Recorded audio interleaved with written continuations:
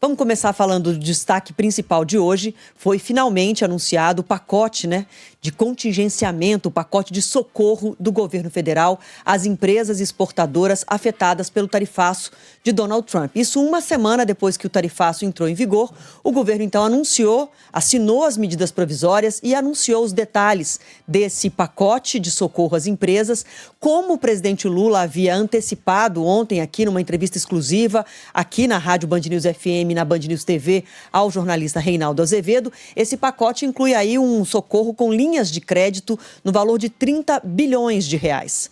O ministro da Fazenda estava no evento, também participou falando sobre esse pacote de ajuda às empresas e diz que muitas das medidas serão inicialmente com atenção principal para as empresas mais afetadas, mas que podem também ser estendidas a todo o setor, a todos os setores exportadores no nosso país. Mas a gente vai começar ouvindo alguns trechos do pronunciamento do presidente Lula nesse evento. Chamou a atenção o tom do presidente. Ele não deixou de fazer críticas aos Estados Unidos, mas adotou um tom bem mais moderado do que vinha adotando nos palanques de eventos de lançamento de programas e inaugurações de projetos federais pelo Brasil. Então, o presidente Lula adotou um tom mais moderado, falou de improviso, não deixou, como eu disse, não deixou de fazer críticas aos Estados Unidos, mas também falou bastante em negociação. O primeiro trecho que a gente vai escutar fala justamente de uma crítica ao comportamento americano quando estabeleceu esse tarifaço de 50% aos nossos produtos. Vamos ouvir o que disse o presidente. A gente vai continuar teimando em negociação, porque nós gostamos de negociar. E nós não queremos conflito. Eu não quero conflito nem com o Uruguai, nem com a Venezuela, quanto mais com os Estados Unidos. Agora, a única coisa que nós precisamos exigir é que a soberania nossa é intocável. Ninguém dê palpite nas coisas que nós temos que fazer. O presidente também falou que o objetivo dele e dos ministros é negociar. Ninguém quer brigar, e sim negociar. Vamos ouvir. Quer negociar etanol? Nós negociaremos. Se quiser negociar etanol, não coloque problema nisso, porque nós estamos dispostos a negociar. Produzimos mais e melhor do que eles. E queremos negociar.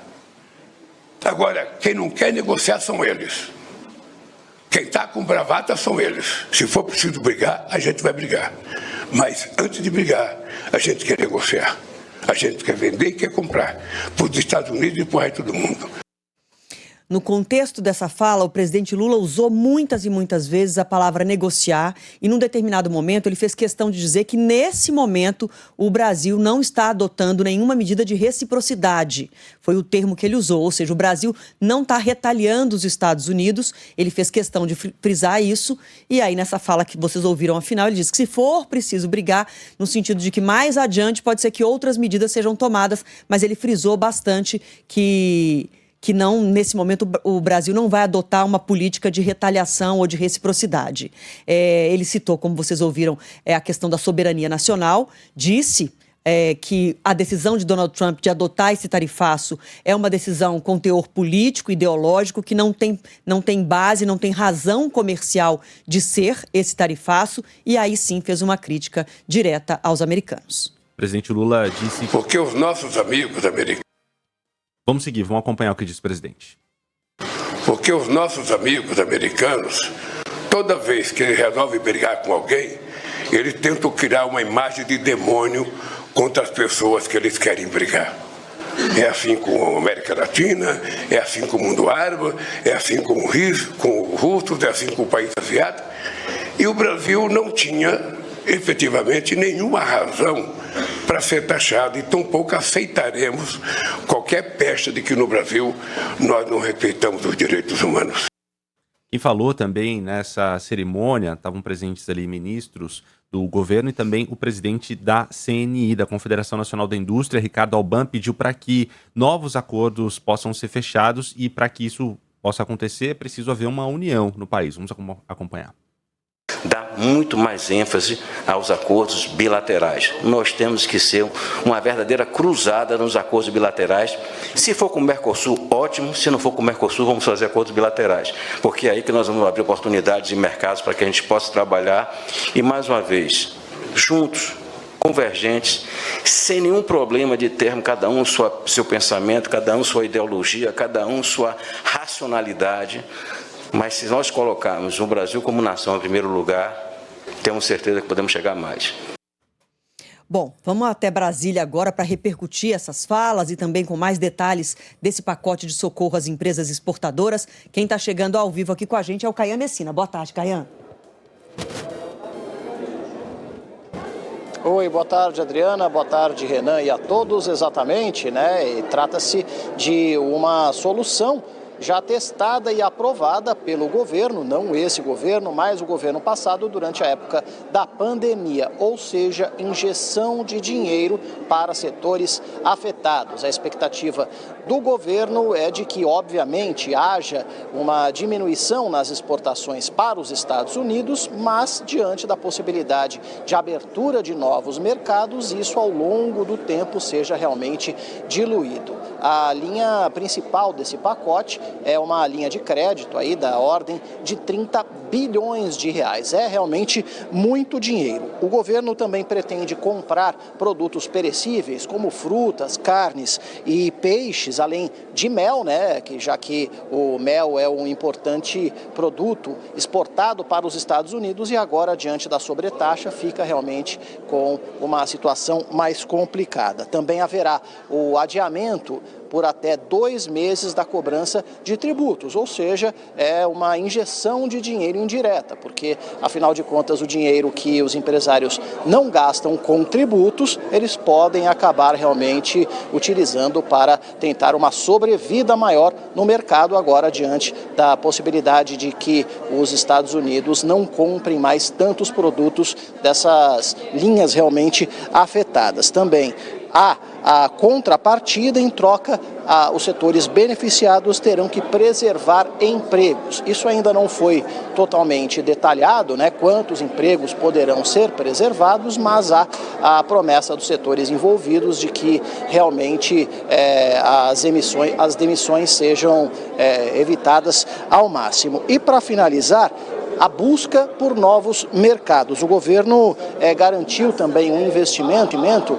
para que esses produtos, né, os produtores brasileiros possam prospectar novos mercados. Óbvio, a gente não está falando da noite para o dia, principalmente produtos alimentícios, que precisam passar realmente por inspeção por parte dos países que estão recebendo os nossos produtos, né? Então, alguém vai comprar carne brasileira, vem aqui, vai aos frigoríficos, conversa com os produtores, vê como os produtos são abatidos, como os produtos são acondicionados, como os produtos são exportados, e a partir daí realmente há uma autorização para que a venda ocorra lá fora. Mas, né, ao longo do tempo, a intenção do governo é fazer com que esses novos mercados eles possam realmente suprir a eventual ausência dos Estados Unidos. E por que eu digo eventual? Porque as negociações, como frisou muitas e muitas vezes, né, o presidente Lula bateu muito nessa palavra negociação, elas prosseguem com os Estados Unidos para tentar incluir nas exceções ao tarifaço produtos que até agora seguem na lista dos 50% de sobretaxa dos Estados Unidos, pessoal. O Caian, 2 pontos para destacar com você. Primeiro, a tentativa do presidente Lula, no final da fala dele, de já tocar a bola para o Congresso. Tanto o presidente do Senado, Davi Alcolumbre, quanto o presidente da Câmara, Hugo Mota, estavam lá no evento. E o presidente tocou a bola e disse: quanto mais rápido vocês aprovarem, mais rapidamente os benefícios chegam às empresas exportadoras prejudicadas pelo tarifaço, né? Então, como é que está essa articulação para que, de fato, essas medidas provisórias, que elas entram em vigor imediatamente, mas tem um prazo aí de 120 dias para serem aprovadas, senão caduca, né? E o outro ponto, o fato do presidente Lula não ter colocado os ataques ao ex-presidente Jair Bolsonaro no centro do discurso dele. Citou, num determinado momento chegou a dizer que se Donald Trump soubesse efetivamente o que aconteceu aqui no Brasil, soubesse a realidade em relação ao ex-presidente Bolsonaro, ele daria parabéns para a Suprema Corte. Então, citou, mas não fez disso o ponto principal, e os ataques não foram o centro do discurso dele, né? Exatamente. Lula não transformou, né, essa questão aí do antagonismo com Donald Trump no cavalo de batalha, né, que ele vinha realmente insistindo ao longo das últimas semanas. Claro, espera-se realmente um discurso mais nervoso, um discurso mais para militância, né, principalmente porque o presidente Lula ele gosta realmente de palanque. E o mesmo faz o presidente Donald Trump. Mas, nesse momento, a intenção dos conselheiros de Lula é tentar fazer baixar o tom ali, né, justamente para que o governo consiga negociar cada vez mais. Ele sabe que se ficar ali fustigando o Donald Trump, dificilmente vai conseguir algo.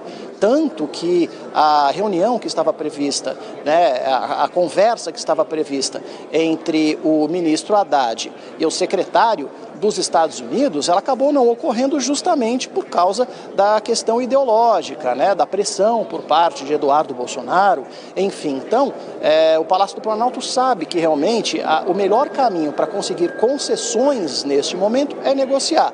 E para negociar precisa baixar um pouquinho o tom, por mais que esse tom belicoso por parte do presidente Lula acabe inflamando a militância e se reverta, em última análise, em uma melhor imagem do governo medida pelas últimas pesquisas. Sobre o Congresso Nacional, de onde nós falamos neste momento, o presidente já conversou com Davi Alcolumbre, presidente aqui do Senado, ontem durante um almoço, conversou com o presidente da Câmara, Hugo Mota, à tarde também numa reunião extra-agenda. Então, esse pacotaço, né, por parte do Brasil foi apresentado antes aos parlamentares, numa deferência do presidente Lula, justamente pedindo para que haja realmente uma tramitação cada vez mais célere.